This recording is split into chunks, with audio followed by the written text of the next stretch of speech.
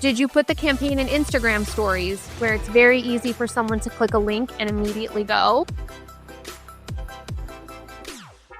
Hello, listeners, viewers. Welcome back to another episode of Mastering E-commerce Marketing. I'm your host, Eitan Koter, and today we have Megan Vasquez with us. Megan is a Director of Creator Strategy and Strategic Marketing at Grin. Megan, welcome. Thank you so much for having me. I'm so excited. Yes, the creator economy is such an exciting topic. Things are changing so fast, right? But Megan, before we dive in, if you can choose like 3 words that are most important to you, or maybe describe you the best and why. Wow. I think first, kind. I've tried to lead throughout my entire career and in my life with kindness. And they say nice guys finish last. So it might have taken me a long time to get where I'm at, but I was faithful to that, always being kind and leading with empathy. The next would be tenacious. Definitely never forgetting that I am who I think I am. Of course, in a kind and gentle way, but being faithful in that I know what I know. I'm confident in the things that I know, and taking that into every room that I'm in. And the last one would probably be, I want to say confident, but I feel like that's just like almost like a riff off of the one before it. I think it's a different version of it. It's a different version of the same thing. Just like a constant belief. So maybe the term is faithful. Faithful to myself, faithful to the things that I believe in, faithful to my own drive that I will succeed. I think that that's been important because if you don't believe in what you're doing, how can you get people on board with what you're doing? Yes. We are spending so much time just figuring out with ourselves where we want to go, what we want to achieve, and try to fight with our limiting beliefs always, right? And sometimes we don't know what we don't know. We need some help from time to time, but overall, we need to have this solid foundation that we can win, right? It doesn't matter. You have to. It's here. If you can't convince yourself here, you will drag that negative self-talk into every room. Like people can smell it on you. Even if you're unsure in your mind, you have to be sure. Mm-hmm. Also, confidence is being unsure and just be transparent about it. This is our type of confidence, right? But it's part of, I think, modern, work. And obviously, being an executive in a growing company, some of these foundations that you just shared are so important. So really appreciate the effort and thank you so much for sharing it, Megan. Thank you. Yeah. So what's happening in the creator economy? How do you feel about it in general? And then we can dive into various topics about it. Well, it's growing. It keeps growing. I think when I started, there was this like notion that it was going to fizzle out and that it was this fad and it was going to pass, but it has continued to kind of evolve and grow over time. Every year it becomes bigger. Every year it generates more money. I think that what I'm seeing now, it's become less of like this fun thing that we do in marketing, which is how I feel like executives always used to perceive it. Like, oh, it's just this fun little activation that they're doing. And now they're realizing that we can actually drive very meaningful and significant ROI on these campaigns, that there is a lot of data and analytics that go into making sure that these campaigns are successful. It's not just like playing dress up online. It is very strategic. And so now we have the C-suite's ear. We have their eyes and their ear. And what comes with that is a need to have this layer of accountability. So what I'm seeing in the industry is that there is a call for us as marketers to be very, very specific about how these campaigns affect the bottom line. The attribution has to be pristine, which we all know is very difficult to do, but not impossible. So with having a seat at the table comes an immense amount of responsibility. We can't just come to meetings and business reviews anymore and say, oh, the post got 1 million likes. Nobody cares about, but they do not care. They really want to know, what is this driving? What is the halo effect? And so we have grown beyond just these simple activations into like analysts, and it's become very strategic. And I love that for everybody involved, because it gives you credibility, and it means that this channel is becoming an actual defined growth channel instead of just like a very top funnel brand awareness play.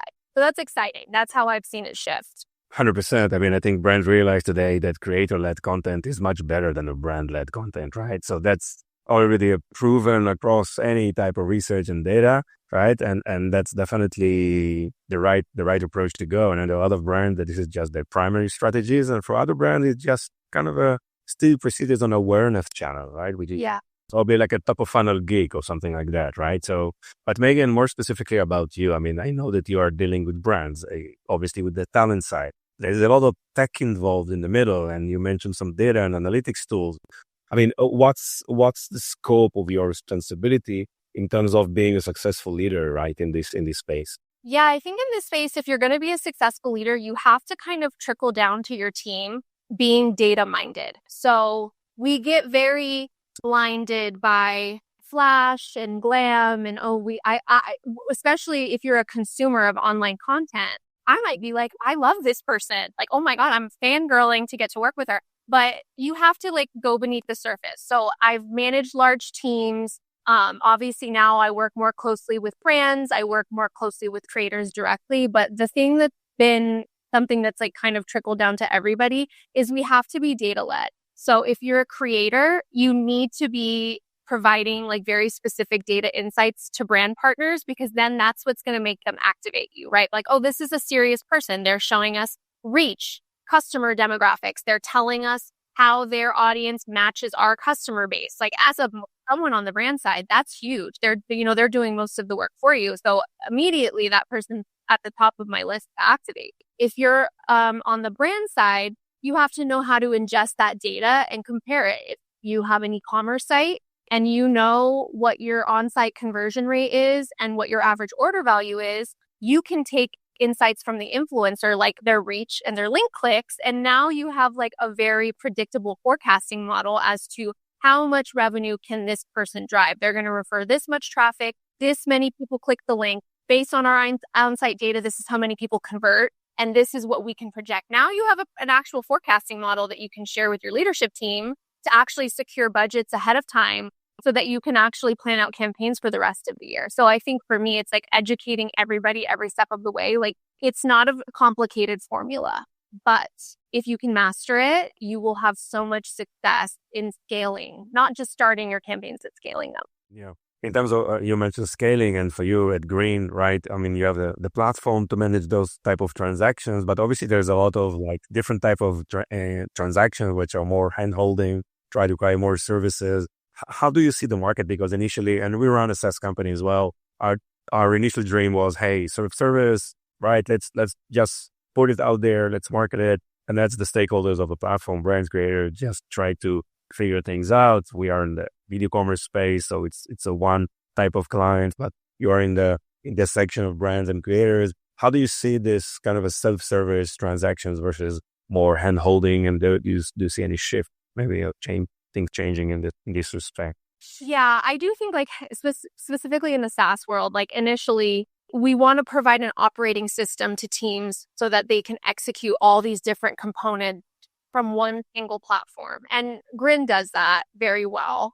But I do know that also brands that may be out of reach or unattainable for small brands, family-run brands, brands that are just getting started. Like maybe you don't have $150,000 a year to spend on tech. You're doing everything manually. You're doing everything in a very disjointed manner. Things fall through the cracks.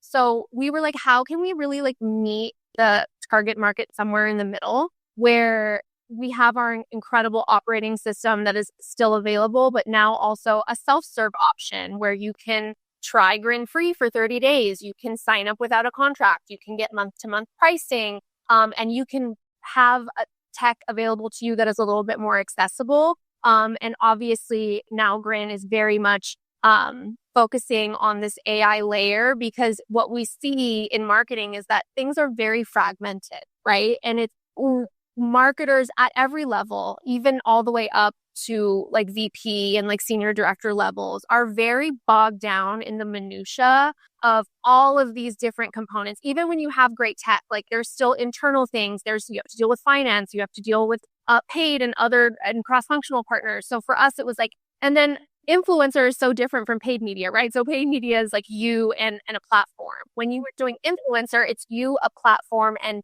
10,000 human beings with their own opinions and ideas.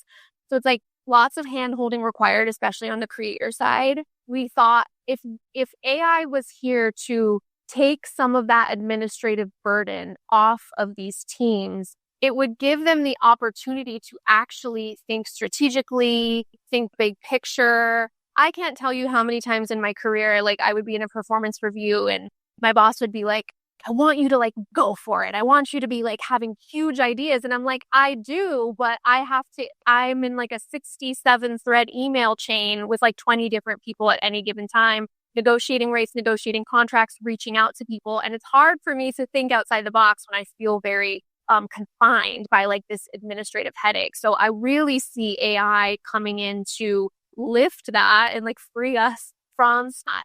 AI is a tool. I think no one should be afraid of it, but it is a tool that is ultimately going to help us be able to scale teams and programs a lot more efficiently because we're not going to like have the layer of administrative headache. So I feel like that's like the three components. It's like trying to offer everything to everyone. Obviously, there's a lot of AI advantages in terms of the delivery aspect, the platform, the serviceability, let's say, of the various services that you guys provide.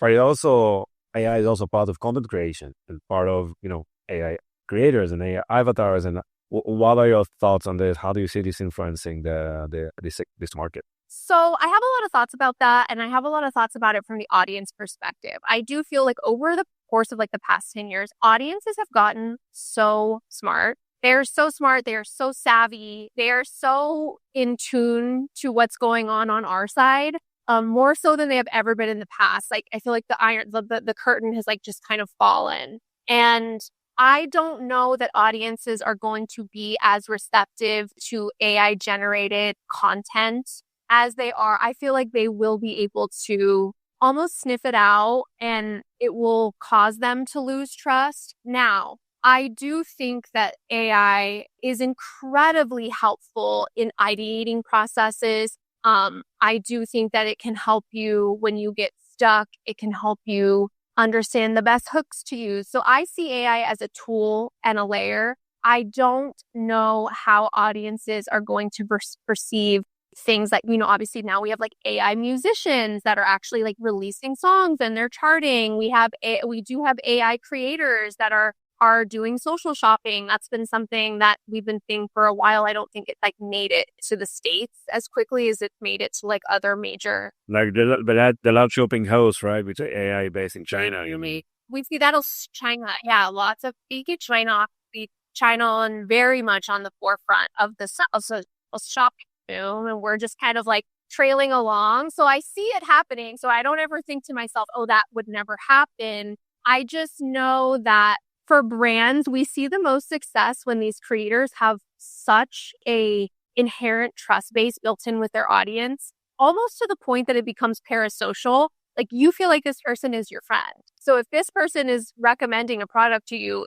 you are so much more inclined to purchase it. And I worry that the trust and the human factor is missing. However, I do think that for people that are leveraging content for a lot of paid, so they're looking to have a content engine to fuel their paid channels, their Meta, everything else, TikTok ads. So that I see an opportunity there in terms of design, and almost like stage studio photos. I come from the beauty world. The amount of money that we spend on photo shoots and still images of products is crazy. Those products don't perform as well anymore. User-generated content generally performs better, but in beauty, we still need them. So I do see brands like leaning on AI for things like that, being able to get really fresh assets out quickly. I don't know about the AI content for trust. Yeah. I mean, I believe we know it's part of the mix. Brands are using definitely, AI avatars.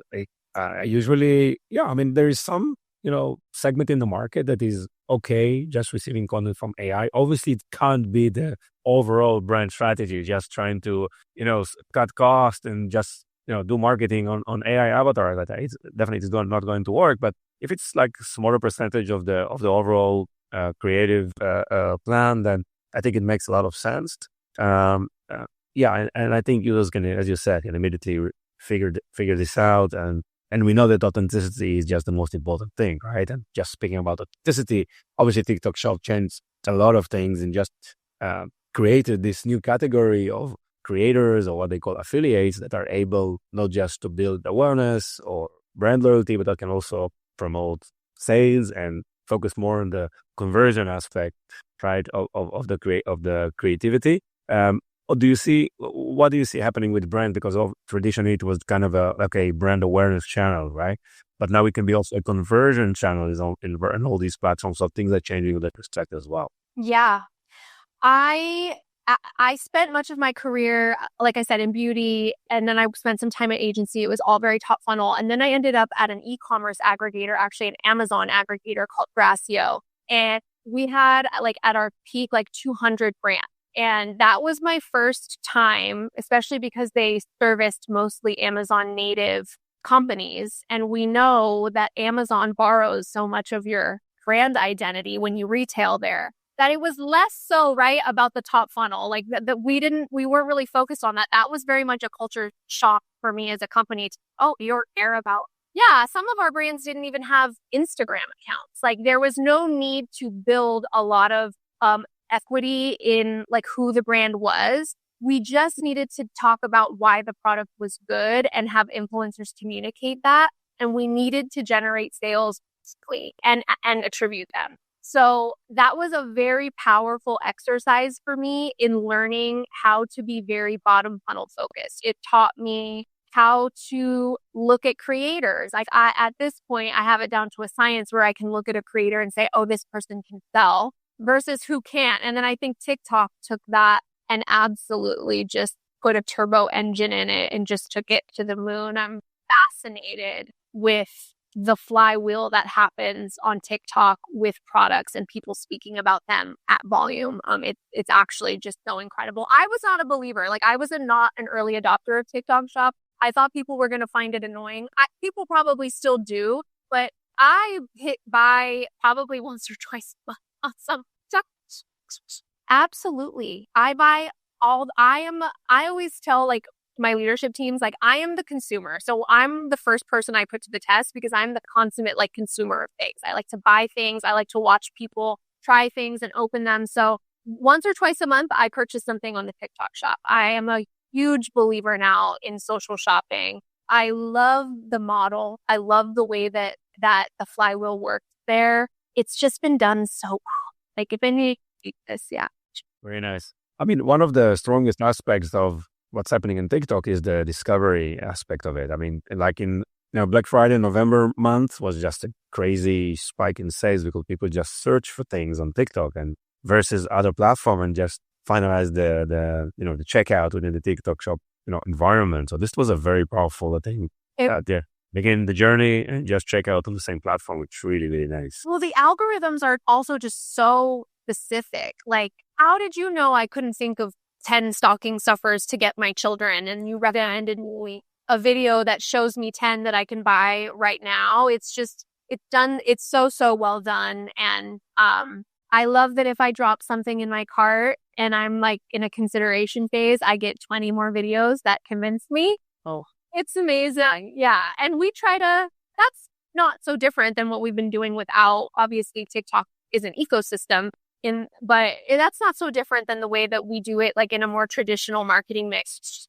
You need a lot of different people working together to make those things happen. Nice. So when you audit a creator or affiliate program, what are the most common mistakes that you see that quietly kill, performance? I think people neglect brand affinity a lot. I think that especially when you're running an affiliate program, and brands love affiliate programs because it's a very low barrier to entry. It's all ROI positive, right? So we love an affiliate program, but when people get started, I think people neglect brand affinity that's already existing. I think you should leverage a lot of social listening. If you were going to do one thing, like invest in a social listening tool, so you can find who's already talking about your brand. And then that's a very quick way to activate them. You love our brand, talk about it all the time. Let me incentivize you. Let me give you a code. Let me pay you a commission if you refer people. So I feel like people miss that layer a lot, and that's always where you should start. That's the lowest hanging fruit. Huge mistake I see people make, and especially the people who fail really early on in influencer, they get very jaded about it. They're like, I tried it. I spent a bunch of money. It didn't work. Is you're paying people to talk about your product, and you have a different expectation than what that creator is capable of. If a creator can sell, there's very specific markers you can look for to tell you that. That's somebody, if you're looking for hard sales and conversions, you don't want to just be activating somebody who posts pretty pictures on a grid, right? That person, people follow that person for aspirational purposes. They follow that person because it's a beautiful visual that they like to consume. They're probably not following them for day-to-day product recommendations, and they're probably not going to jump to purchase. But somebody who talks about products all the time, and whose audience already inherently trusts them, that's somebody you'd want to convert on like a bottom of the funnel campaign. You just want content. If you just want beautiful content out about your brand, it's just make sure the person that you're activating is aligned. A lot of people make that mistake, and they're like, we didn't make any sales. And it's like, was the campaign set up for them to make a sale? Did you put the campaign in Instagram stories where it's very easy for someone to click a link and immediately go? Or did you put the campaign in feed where you can't link? They have to now remember the URL, get out of the app, the attribution. Like, do you know what I'm saying? It's like, As reduce friction. Of course, use stories. There's a link. Like I've had so many people tell me, why do you always do stories? Like it's 24 hours and it's gone. Like, what's the long-term impact of that? And I'm like, because there's no friction for them to purchase. I'll send you the sales report at the end of the month, and you're going to be like, oh, that's why you always activate story. Like, yeah, it's only up for 24 hours, but I'm not looking for something to live forever. I want them to make sales now. If I wanted a pretty picture that was up for all of eternity, I would have activated someone else, right? Sure. And where do you see the biggest gap between how brands think creators work and how creators actually operate? That's a good question. I think that brands a lot of the time are so swept up in their own internal creative briefs, style guides, messaging, and they miss the fact that what makes social media so fun is that people are able to inject their personality into it. So I always say, like, don't overbrief your creators. Obviously, if it's sensitive, make sure you say, hey, don't make these claims, like that, going without saying. What to say, right? Is probably focused a lot. Yeah, you can't say that, like, this made you, like, skinniest and neatest, the best person in the world because you took this one supplement. Like, you can't say things like that. You can't say you de-aged 25 years from using a skincare cream. That didn't happen. So, like, give them claims, but do not force them to become essentially an extension of your brand. They should be a person with their own style and ideas and, like, way they like to speak to their audience who just happens to like and enjoy your product. So I feel like like I said, audiences are very smart. They can totally tell when somebody gets on screen and it feels like an infomercial. And they're like, where's the funny person that I follow? Like, this feels like QVC. This doesn't feel like you. Like, they can immediately sense that. And I see it a lot with legacy brands, like very large brands that have existed forever. They're very rigid with their style guides, whereas like newer, fun eCommerce or D2C brands are like, just be cute, just use it the way you would use it naturally. And that's why I think you see legacy brands struggle so much in this channel. Yeah. And you see these cool up and coming D2C brands just absolutely kill it. Yes. With the biggest brand, they have some variety of legal and privacy concerns that care about. And yeah, the emerging brands like the D2C brands that are more agile and just having this mindset of giving users, the creators, to provide, as you said, bring in their personality, be authentic, even being valuable, right? Which I think is super important. It's just the next stage after authenticity, right? Which I think is working very, very well.